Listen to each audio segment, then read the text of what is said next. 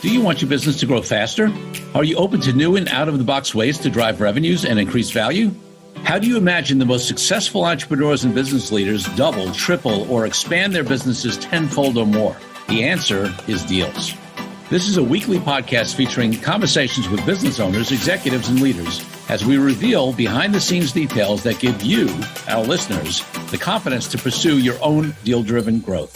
On the show, we discuss a huge variety of deals, everything from large, complex mergers and acquisitions to smaller deals that you can do even without significant capital. My name is Corey Kupfer, and I've been supporting deal-driven growth for businesses for 35 years as a successful entrepreneur, professional negotiator, and attorney. My goal is to help you strategize, plan for, find, and complete deals that will help your company grow faster. Welcome to the Deal Quest podcast. Let's get started. Purdeep Sangha is the world's leader in complete strategic advising. He's an award-winning author of The Complete Man and the TV show host of Mind Your Own Business. He's also an entrepreneur, speaker, and podcaster. And in addition to hearing about all that, the focus for the purposes of this podcast with Purdeep is going to be all about family business and intergenerational issues and deals. So, Purdeep, so excited to have you on the podcast. Hey, Corey, thanks for having me. I appreciate it. So before we get into all of that great stuff, I want to take you back to when you were a kid growing up, maybe 8, 10, 12 years old. What did you want to be? Because I'm guessing an author and a speaker and a podcaster and a strategist and coach and somebody who knows about family business probably, maybe all that was there back then, but I'm guessing maybe not. So you tell me. Yeah, I had an interesting upbringing. My parents were immigrants. They worked on an orchard. They had an orchard. That was our family business. Okay. And I would say my parents' dream for me was to be a doctor. Sure. So there was a part of my childhood where being a doctor was in the playing cards. I actually went to university for biochemistry. But then I switched over to business and financial management. But that was the first aspect. I would say veterinarian. That was a big part of my dream. I love animals. I grew up with animals, and I always wanted to help animals. And so I had a passion for animals, but the challenge was my parents said, you know what, that's not necessarily a very respectable profession. That's not the kind of doctor we meant, Purdeep. Yeah, exactly. So because of respecting my parents so much, and they had come to this country we weren't born at that time, but they basically devoted their lives to my brother and I and building a life for us because they had nothing. I basically said, okay, let me give this a try. Maybe I can do something to make you guys proud.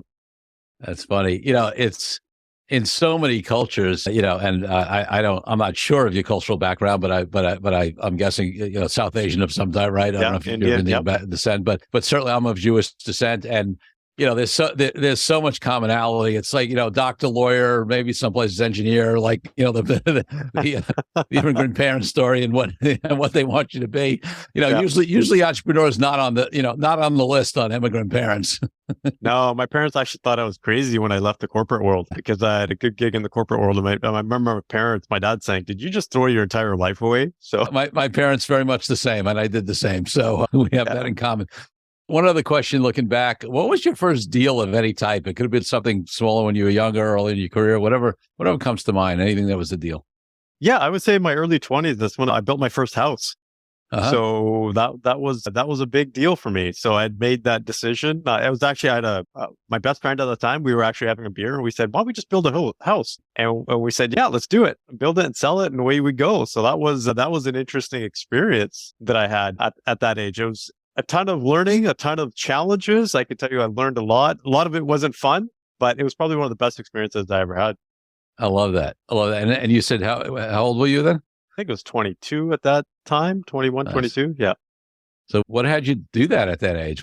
And I guess that ties into a broader question. Like, do you feel like you were one, even though you started in corporate, that you were one of the, I feel like I was a born entrepreneur. I was running businesses when I was 15, whatever. It was really more so my family upbringing and the indoctrination that you go to school and then you get a graduate degree and then you go into a profession that had me do that. But really in my heart, I always knew I wanted to work for myself. Was it more of that for you or did it come a different way? Yeah, it was mainly, so when I was in the corporate world, I was an intrapreneur, you could say. So I was the guy that came in, they called me the guy that used to blow things up.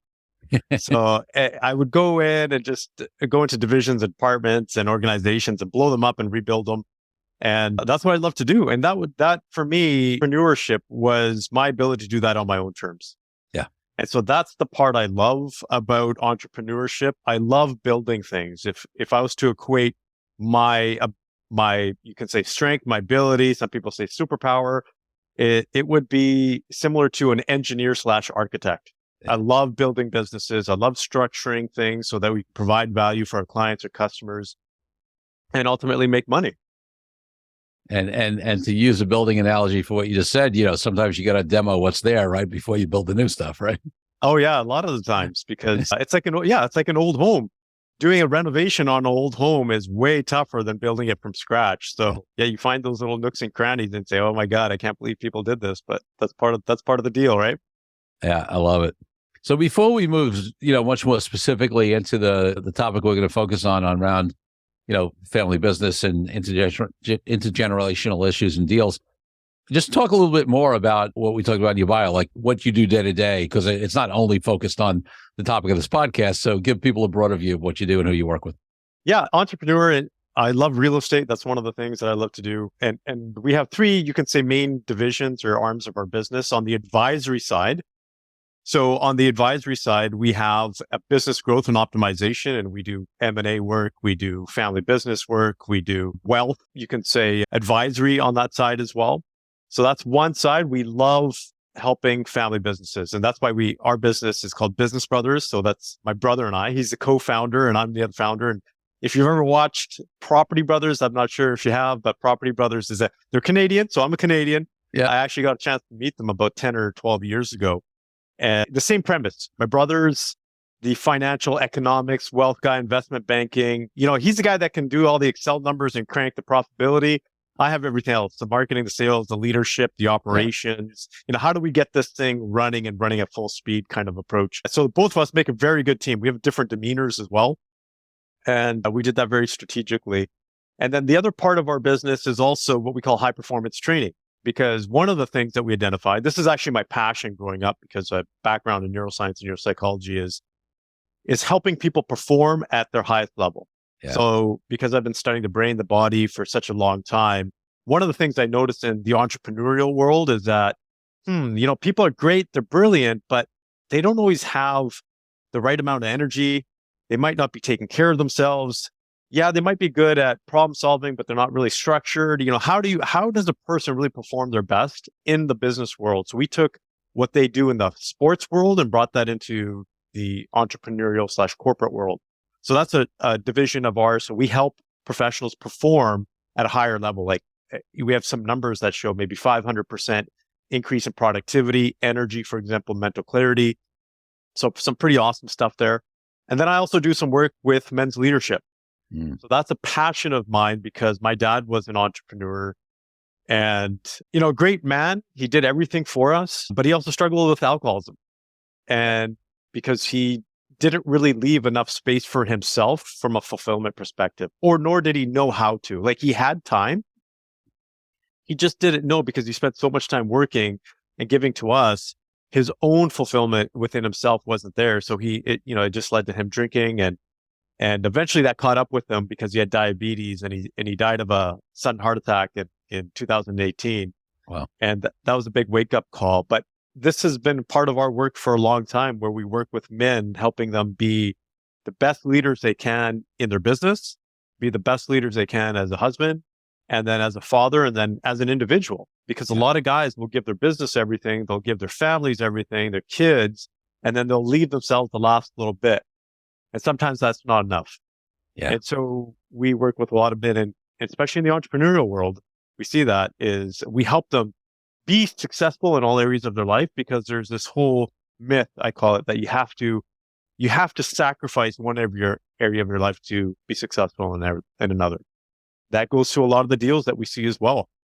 So it'll be an interesting conversation when we talk about family dynamics and deals and people selling their business. Yeah. Yeah. And I definitely want to get there, but I mean, I just love what you're up to generally. And, I've done a bunch of men's work myself. I was on men's teams and was a tribe leader for one of the men's organizations in the US. And, And yeah, and just for men to have those outlets and support in a way that, I don't want to get into a whole gender conversation, but we're different. Like, there are differences, right? There's a difference between the conversation of equity and the conversation of sameness, right? And society's expectations and the way we're biologically wired, even the way our brains work, are different. There are gender differences. So we could spend a whole podcast on that, which is not what this is about. But it's a fascinating area, and I'm really interested in it. I love when people are providing spaces and support for men. Sometimes you look at people who aren't, successful in various areas, but there are people who are very successful in certain areas, but it comes at the expense of significant other areas of their life, whether it's their health, their relationships, their, you name it. So love that you're doing that work. Awesome. Thank you. Yeah. All right. So let's jump in. I want to get into the family business conversation and the generational stuff, how it affects deals. I mean, this is a topic that it's been a while since we talked about anyway. I look back, so for listeners, and I would suggest you go back to some of these old episodes as well, if you're interested in the family business conversation, but it's been a while. I mean, this will be episode, I don't even know what it's going to be, but probably, 210, 220, somewhere around there. And the last episode I think we did anything on family business was episode 110. So it'll be about 2 years ago. And that was with Farida and Ramya Elagami, who work with some of the very high-end, wealthy international families. So that's a very interesting episode. And then we also touched on, and that was much more in terms of the business partnership end and how you work together in a family business, not really around the conversation of exit and deals that we're going to talk about now. It was more on the business partnership kind of deal as opposed to the M&A and exit deal. And then we did touch a little bit on exit, back on episode 93 with Lori Barkman, who we had a broader conversation about preparing for exit and talked a little piece about family business there. So listeners, if I'm sure you're going to find this podcast fascinating. And if you really want to delve into and do a little mini curriculum on family business and deals, you'll have 3 podcasts to listen to. So Purdeep, let's talk about that. What are there's so many questions I can ask you, but let's just start at a very basic level, right? I mean, when business partnerships, bring their challenges and opportunities when family's not involved, right? And I've, had successful business partnerships and some, ones that turned out not to work out, at least in the long term. But when you add in family dynamic, we're not even talking about getting to deals yet, just in terms of doing business together, there's a lot that comes in there. So, what are some of the things that, the additional dynamics that, that you see that come up commonly? And then, and then we'll apply it over to more of the exit and M&A side. But, just what does that additional layer bring, in the conversation of family business? Yeah, well, that's such a loaded question because we see how many businesses struggle and fail in the first place. Right. And then we also see how many marriages and relationships fail and struggle. Now you add the two together, the odds are very slim. Right. Extremely slim. It adds a whole other layer of complexity that is even more challenging because it makes it that much more emotional. Yeah. And we know that when you're making the deal, trying to be rational, trying to keep emotions out of it, when you don't have any family involved is tough enough. And then you add on families or your family members or the next generation, your children who think that they're going to get the business or maybe even get it for free or whatever that is. And you're potentially thinking about selling, whatever that looks like, it adds a whole different level of complication. If not done properly, can go completely by the wayside. And that's why there are professionals out there that work specifically with family businesses. I can tell you just for myself, I had worked with family businesses for a long time. I grew up in family business. Yeah. And so I understood a lot of the dynamics. Actually, that's one of the reasons why I started to work with business owners was because I grew up in family business and I saw the competitive advantage that my parents had because they were a couple that were on the same page working together and they were fairly good from a business perspective. You could see their challenges as well. My dad, sometimes would throw a fit because of this. And, my mom would kind of calm him down but they both had their expertise. But it gave me a sense of why do family businesses succeed? And why are some family businesses more successful than other family businesses and other, let's just say, non-family businesses? So there is a strategic advantage if done properly. All right. So let's go there. So what is the strategic advantage? And then why do so many family businesses not leverage that and then run into problems? Well, one of them for sure is the ability to be nimble. Yeah. Is when you are family members, you can actually, like for my example, an example is my brother and I call up my brother and say, hey, what do you think about this? Should we invest in this? What do we do? There's no formal tape. We are the only two shareholders and owners, and away we go.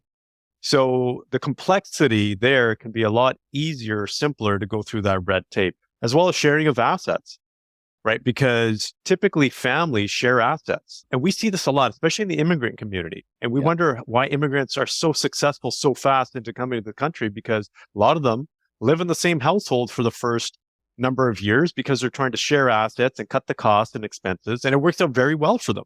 Yes. Might not work out well from the complex dynamics of conflict and stuff like that, but from a financial perspective, yeah, because they put everything into their business and they all have what we call similar interests, right? And they're all on the same page. And a lot of the times life stages have a different, have an impact as well, because typically in family businesses, if let's just say across similar generations, they're in similar life stages. Mm-hmm. So they can all understand each other more and be on the same page strategically. If you're non-family, let's just say shareholders, some shareholders might have different interests. Some may be in a state of retirement where they're like, I just want to get dividends. I want to get the maximum payout. Whereas others like, no, we got to invest, we got to reduce the dividends and just continue to grow the business. So there seems to be more alignment on the family business side as well. And commitment. Commitment is another thing. This is their blood, sweat, and tears that people put into this. They will do everything that they can to make sure it succeeds. So there's a different level of passion and persistence and commitment in the family business that I don't see a lot of in non-family businesses. Yeah. And it's interesting to me because, one of the things that I've studied a bit and certainly have had a lot of, because we have represented a number of family businesses over the years, is, you certainly see a lot of that in the first and often second generation, because the second generation has been trained by the founder.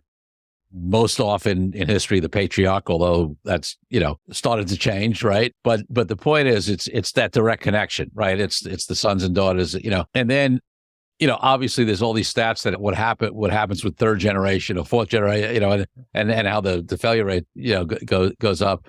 And part of it is I think, and I'd love to hear what you say. I think there's two main things for me. One is it's another step removed, right? And so usually, there may not be that alignment you talked about, may not be as true as it goes out. And then also it's just math in my mind, right? Because most most people have more than one kid, right? So then when you go from founder to the next generation, you have 2, 3, 4 kids, whatever, 2, 3 kids, let's say, that's 2, 3 people. But then if those 2, 3, kids have 2 or 3 kids each, now like it becomes exponential, and there's so many more complications because there's more people in the business, outside the business, different, further removed. So in any case, your thoughts on that, but that's that's been my thinking about two of the issues. Yeah, I think you're bang on there. It just gives the more children or cousins or nieces or nephews, however many people are involved, the more chances of things going sideways. That's essentially it. And so the other thing too is it's not just the numbers, it's the emotions that are involved as well, and the stories that come along with the families. So the other challenge is the stories, the intergenerational stories and entitlement sometimes, or conflicts that started from parents that now trickle down to the kids and the next generation. That is a bigger challenge, because now it's not just, hey, there's 20 of us cousins. It's there's 20 of us cousins plus your dad screwed my dad over 20 years ago out of his shares, right? So that kind of stuff follows families as well. So that needs to be dealt with. But if you have an effective system to put policies and procedures in place, just like any other shareholder agreement, with a family board or board of directors for your business, whatever that looks, an effective management team, you're more likely to succeed. And so if that is done early on, the chances for that family business to be more successful as generations, you can say, grow, or there's more people in the family business, whatever that looks like, the higher the chances of succeeding. Yeah. So let's bring it into the conversation of, deals and exit. Listen, at a fundamental level, the decision to sell if there's a decision to sell to the outside on a family business is a very much more complex decision. Listen, selling any business is a big decision, right? And any founder, or even if it's the next generation, if they grew up in the business, there's going to be an attachment to it, even without the family dynamic involved. But certainly if there's family legacy involved, even just that decision on whether to sell, right, becomes a bigger conversation. Yeah, absolutely. Because there's difference of opinions when it comes to that. And now you have, even though people don't have a legal right, for example, next generation, they might not be technically owners, but they have a lot to say. Yeah. Spouses, for example, spouses of the next generation, like these are what we call non-owner influences that have almost just as much, because let's just say the founding generation or the existing ownership generation, they don't want to screw up the relationships that they have. So what is the point of someone working their butt off in their family business and selling it if they're not going to have access to their grandkids now as a result? Yeah. Right. So now there's so much more complexity because of family dynamics. Yeah. It's powerful. So, those factors, just differences, and, also even the conversation of intergenerationally, the interest. How do families, businesses that work well get through that positively? I'm sure corporate governance instructions, like you said, but, there's also obviously a much more personal, emotional mindset, kind of element to that conversation as well, right? Yeah, the ones that I've seen that have worked out the best, I always see a professional involved. Yeah. So I always see some kind of professional involved, whether it's on the family side or the business side or a combination of the three, right? You get the family, the business, and the ownership. There's some kind of person that is acting as a strategic advisor to make sure that the proper things are being done and nothing is being missed.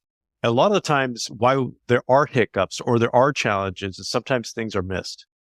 So, for example, if the right tax advice is not given or missed completely, now you could have an entire generation that is screwed in terms of taxes, whether it's the previous or the next generation. Yeah. And that causes more conflict, right? It causes more emotions. So having the right people on your team is important, and having conversations far in advance. And this is something that families are not good at. Right. There's a lot of assumptions that are made, a lot of you can say non-factual agreements or non-written agreements that have been made.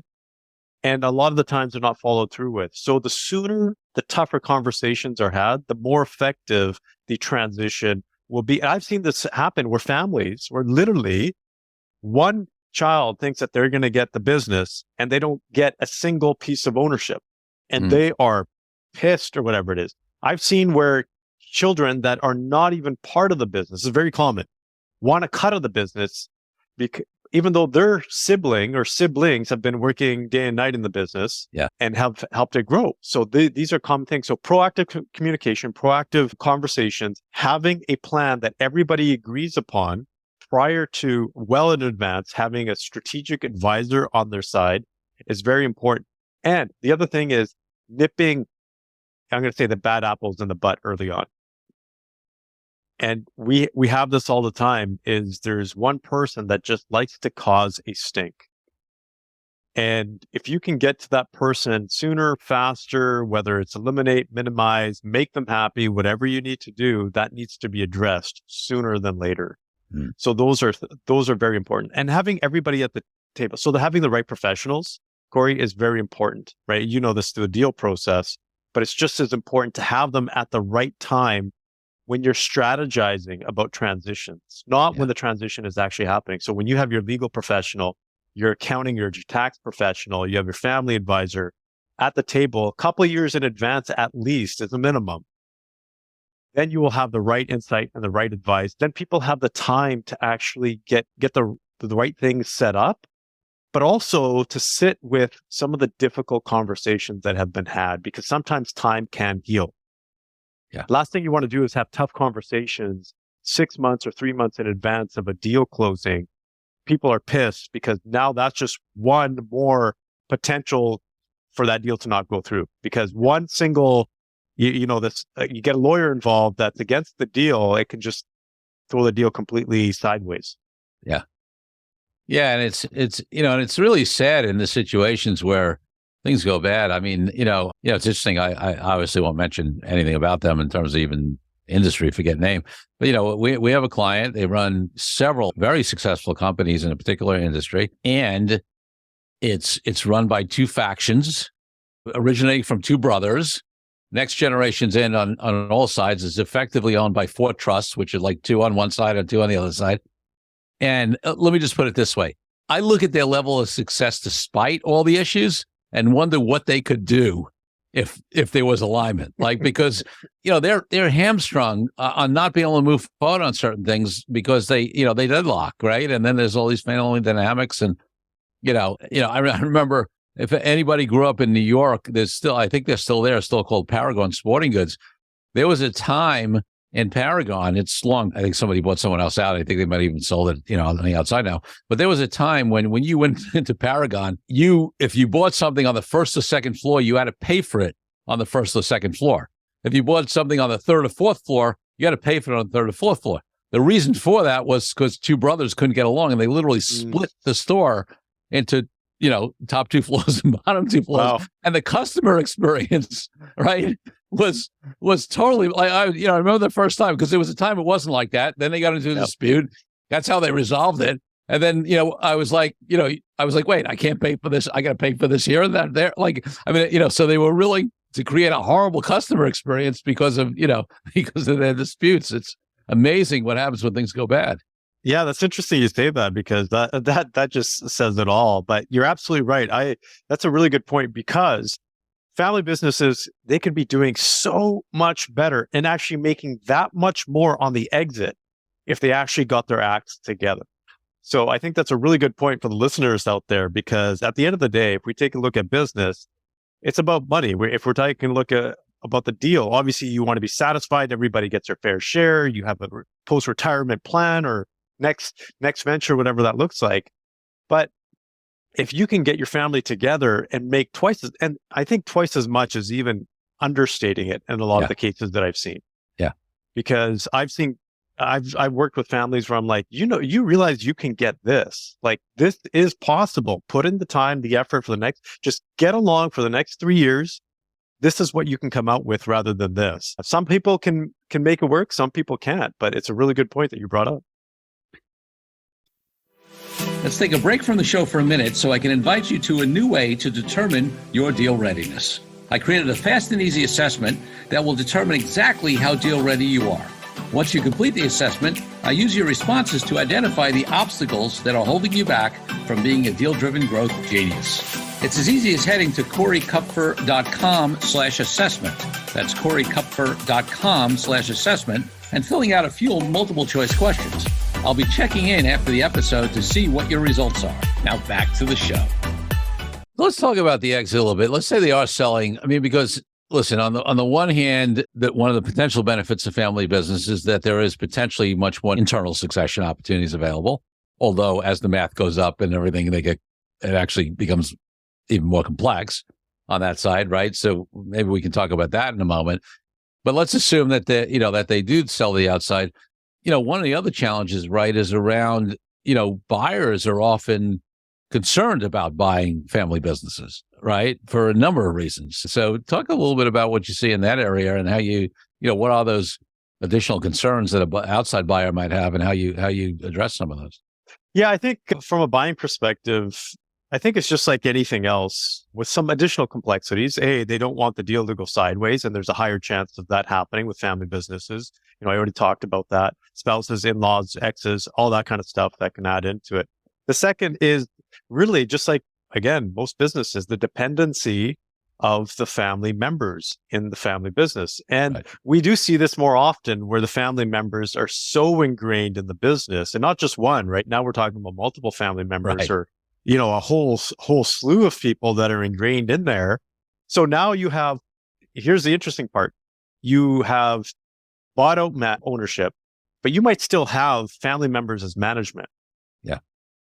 Now what do you do, right? Because these people are still, they're not owners now, but they could potentially have a lot more clout on this organization. And because they're still highly ingrained into it, now your customers and clients, right, a lot of the times are doing business with that family business because of the family members. So what happens if things change and culture changes? And again, it's prominent in every industry, in every situation, but that much more in family business, because the family itself, is a big part of the identity of a family business. Yeah. It's a big part of the brand as well, and the brand value. I know a lot of people don't take a look at that from a goodwill perspective on a balance sheet, but it does mean a lot, especially if it's a community type of business. And we see that quite a bit. I've seen businesses where families have sold a business and they had great structure. They had everything in place, management, everything, and customers just stopped going to them. Yeah. People stopped buying from them because they just didn't have that family feel anymore. Now, whether it was a private equity or a strategic acquisition, whatever it may be, it just doesn't have that feeling for that piece. And so there's sometimes the lack of trust, or maybe the values change a little bit. But let's be honest, right? Let's be a little bit open and honest. I think most people prefer doing business with businesses owned by families because there's a more personal touch. There's a higher trust level. They feel like, hey, this family's not out to get me or gouge me for every last penny. As soon as a corporation comes in or a private equity company comes in, you automatically get the feeling that they're ready to milk it, right? They want to milk this sucker to the very end. So that attitude could change quickly, especially if the staff, right? If the staff are attached to the family, that's another one. The family owner, they lose momentum, they lose engagement, and that can have a serious impact on the business as well. Yeah, and what about family member executive John is great, and family member executive salary is great, but Charlie who runs marketing is in there because he's a family member, but now the buyer comes in. Listen, we know buyers do this all the time, right? They look at who they want to keep from management and who they don't, but in other deals, you don't have a family dynamic to deal with on top of that, right? Yeah, and again, we see that part of the deal as well. Typically, we don't see this being such a sticky point when owners, for example, there might be, let's just say an individual owner, and we'll call it a non-traditional family business. They say, well, I do want my team, I do want my employees to be taken care of. Please make sure, right, that happens. But when you have family involved, now it's like, like you said, little Timmy was my favorite nephew. You can't get rid of him. Like whatever you do, you can't get rid of him. And so that might be a term of the agreement. And you'll be surprised. People say, well, no, deals aren't broken on little things like, yeah, they absolutely are. Yeah. Deals can be hooked up on one individual. That makes no sense whatsoever, but that can happen. Yeah, because listen, there are a number of industries, now, certainly over the last number of years, maybe it's cooling a little bit, but there's so much money come into the M&A space, right, over the last number of years. And for some buyers, there's an opportunity to cash out at, huge dollars, higher multiples, more turns on the multiples than have historically been there in various industries. And for some, that's great. And I'm not saying they don't care about their customers and clients, but some of them feel like, oh, okay, well, they'll be taken care of, and listen, this is my opportunity.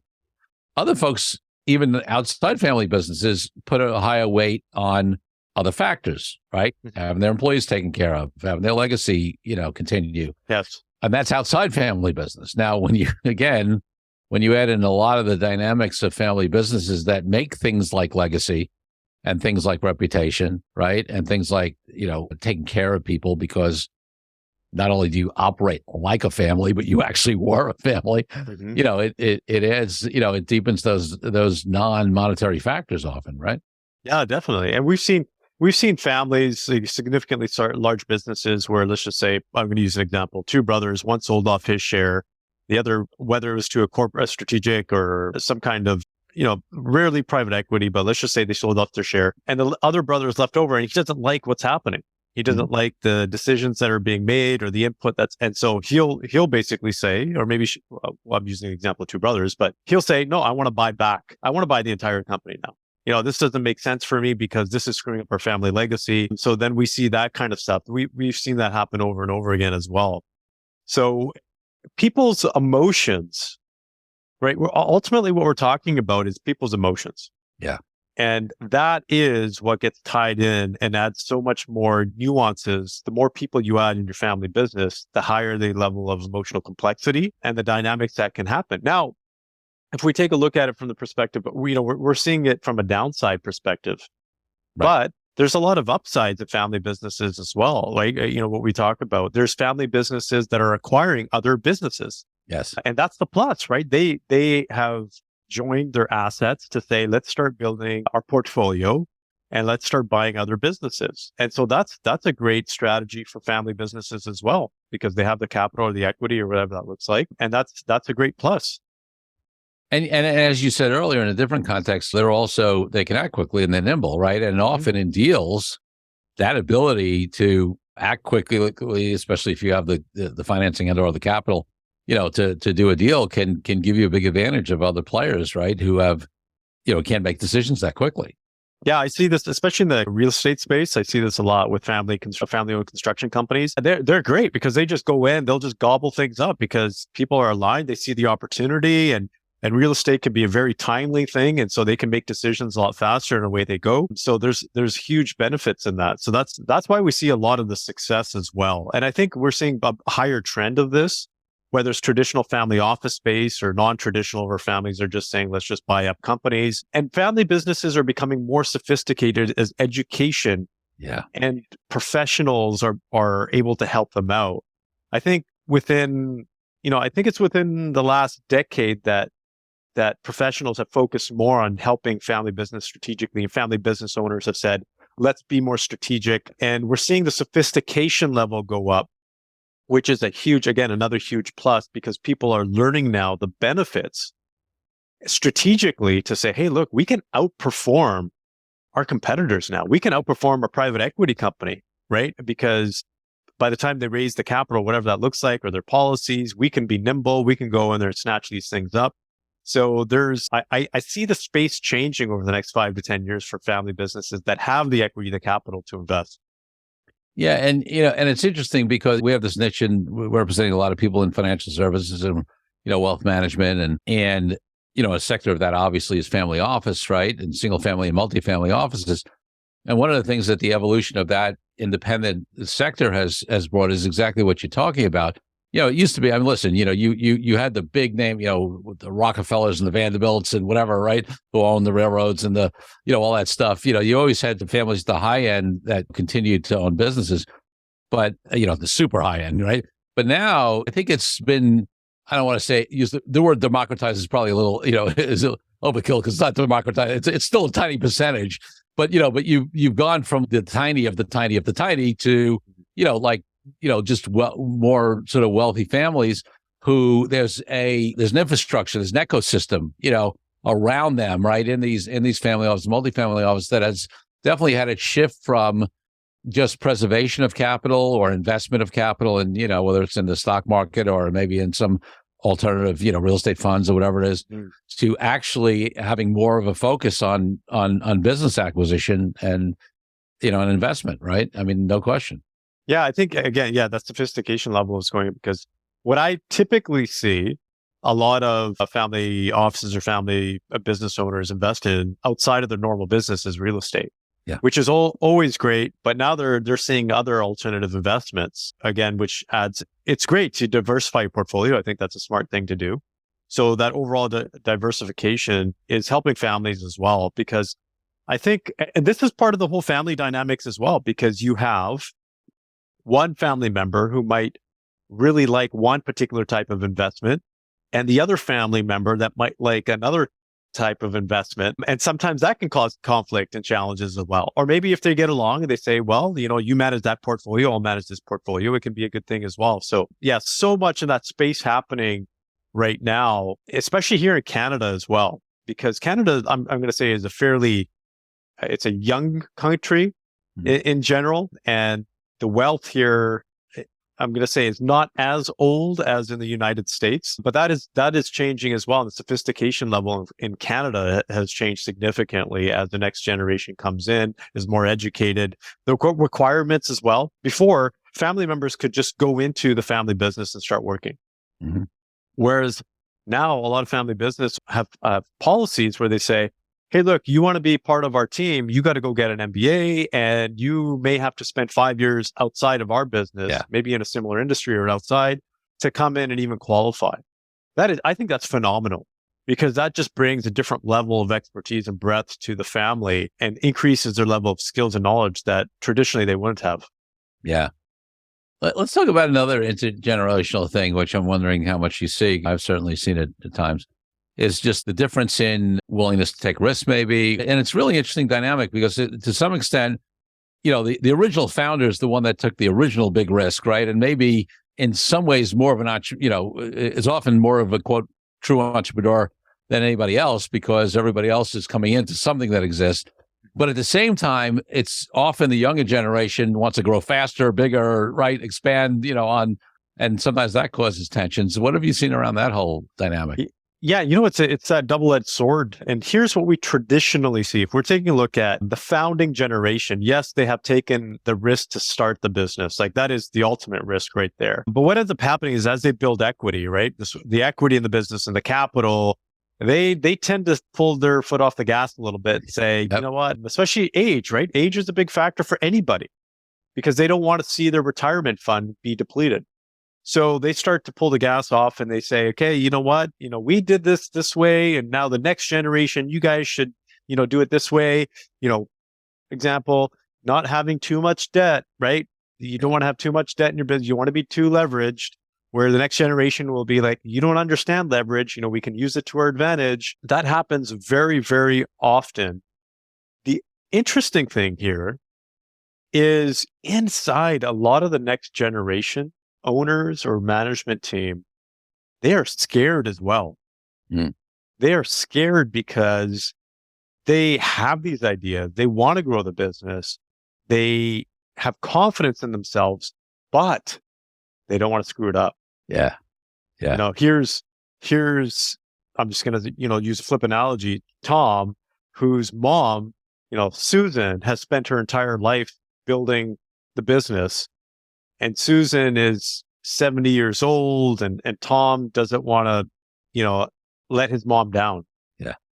Right. And so what do you do in that instance? He knows there's opportunity to grow, but he doesn't want to, because sometimes that happens. Sometimes the next gen or anybody can make a bad move in business and businesses can go under in a couple of years. So what do you say to your parents that have spent their entire life building this business? I see a lot of that where they won't say it publicly. Yeah. But because of the nature of the work that we do, because we work on the individual as well, they open up their fears and what's holding them back. And so it's they have that risk profile. They want to do more, but they're also scared on the other side. Yeah. I mean, listen, and that's, that's natural anyway. But when you're talking about letting down family, parents, family legacy, family reputation, I mean, boy, that gets complex. And nobody wants to be known as a son or daughter that screwed up, a 50-year-old business that was doing extremely well. And it was a big part of the community. Right. Right. Yeah. And here's the interesting part, because, some people would think then that the decision is between, do I just let things cruise along and it's going to be fine? Or do I take additional risk and do something different? But in many, many businesses and industries, actually letting it cruise along the way it used to be done is actually not fine, because the industry is evolving and changing, because competitors are coming in, because the way it used to work doesn't work anymore. So, even that, seemingly safe, approach of not making a lot of change, often turns out not to be the safe approach, right? Not to be the right approach. Yeah, I think competition is getting tougher and tougher. We see that in industries. We can tell by the Fortune 500 or the Fortune 100 in terms of the longevity and sustainability of businesses. That number in terms of what it took them, let's just say 20 years. Let's just say the average Fortune 500 company, it took, 80 years they'd be in business and they go under. Well, it's a lot shorter now. I don't know what the latest stats are, but I think they're saying, 7 to 10 could be a good life for a business these days, which is kind of scary. Yeah. And it's because people, again, the sheer amount of information, people can access information on their competition. People can access information about how to create a new product or service. You could start a business from your garage these days. So the entries to barrier, the information, the challenges, all of these things, I think, are challenging businesses, not just family businesses, but businesses in general, more and more. And I don't think complacency is an option anymore. Yeah. Unless you have a specific trademark or patent or you're locked in some kind of resources that other competitors don't have access to. You have to grow and you have to evolve and you have to innovate. Yeah, no, not a question. And even in those cases, you're right. I mean, that might buy you some time, but eventually the technology is going to change or something's going to change, and even that patent or IP or whatever you have is going to be it buys you time, but the world evolves, right? Yeah, exactly. I love it. So listen, we can talk about this for hours, right? I mean, there's so much in this family business and its generational dynamic in general around business, certainly around deals. But we are coming to the end of our time. Before I ask you my final two questions, is there anything else that just is burning in your mind around this topic, or the way you work with clients, or issues that you're seeing, or opportunities that you're seeing that we haven't covered? Yeah, the one thing is, because it really is all about family. And I want to leave this on a high note, but I want family members to know that although it's business, taking care of family is very important, and being aware of that, because what good is money? And we work with, you talked about successful people. We work with extremely successful people as well. And we've seen them, they spend an entire lifetime building a business, and then they feel like they have nothing because the family wasn't around, or there's some kind of conflict. So I encourage people to try to not avoid that, to deal with that head on, because the number one strategy for families when they see conflict, is to avoid it. Yeah. Right? It's not, don't avoid it. Deal with it, obviously, in a civil and a rational manner and a mature manner, but you don't want to avoid it. And you want to make sure that decision that you do, not that everybody has to be on the same page, but you have to take a look at who's going to be impacted in the family and what the long-term repercussions are going to be, and do that far in advance. I think that's my last, piece there. Do it far in advance. If you think that 5 years before you make a decision to do whatever is too early, it's not. No, it is not. No. And I think that's such a great point. And the whole avoidance thing, I think that's one of the biggest reasons why getting other professionals, right? Coaches, attorneys, advisors, family advisors, business advisors involved is so crucial, because listen, some people just avoid stuff because they really don't want to deal with the issue. But there are plenty of people who, like, deep down, they want to deal with it. They just don't know how, right? They just don't know how to broach it. They're afraid. There's a lot of family dynamics involved. There's risk involved. And that all, it's still challenging, but it becomes much more possible with trained professionals who work with family businesses, who know how to create an environment for people to have those kind of conversations and help facilitate them working through that, right? Yeah, absolutely. I can't tell you how many families have fallen apart because someone or some people just didn't have a conversation. Yeah. That's all it takes sometimes. It might open up a can of worms, but at least you're still talking. Right. Yeah. Right. Yeah, and you can hopefully deal with that can. Okay, great. Where can people find out more about all the great services that you provide if they want to know more about you, which I'm sure they will after this episode? Yeah, so you can check out our website, businessbrothers.ca. You can also reach out to me on social media. I'm most active on LinkedIn. I'm more than happy to connect with you. Please let me know that you've listened to this podcast episode, or you can reach out to me through email. So that is team@Sangha, SANGHA, worldwide.com. More than happy to reply. We'd love to hear from you and to see what you're dealing with. And just to clarify, you mentioned Canada a couple of times, and that's where you're based. But of course, your email has worldwide in it. So I just clarify, I assume you have clients outside of Canada as well. Oh, yeah. Yeah, absolutely. So most of our work is actually in the US. Yeah. So that's where we started from, actually. That was our base, and that's where we grew. It just so happens because of COVID and we didn't spend as much time traveling to the US. We did focus a lot more on Canada within the last couple of years. But now that we're able to travel again freely, we're back in the US. Love it. Love it. Love it. Purdeep, my final question on the podcast is about my highest value in life, which is freedom.